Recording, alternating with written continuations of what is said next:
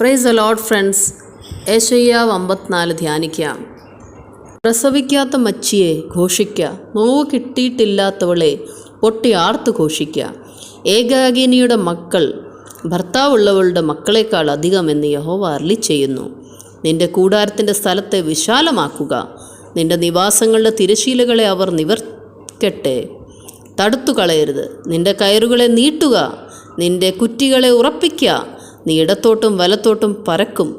നിന്റെ സന്തതി ജാതികളുടെ ദേശം കൈവശമാക്കുകയും ശൂന്യ നഗരങ്ങളിൽ നിവാസികളെ പാർപ്പിക്കുകയും ചെയ്യും. ഭയപ്പെടേണ്ട, നീ ലജ്ജിച്ചു പോകയില്ല.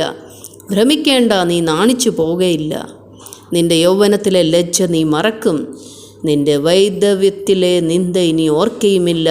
നിന്റെ സൃഷ്ടാവാകുന്നു നിന്റെ ഭർത്താവ്, സൈന്യങ്ങളുടെ യഹോവ എന്നാകുന്നു അവൻ്റെ നാമം.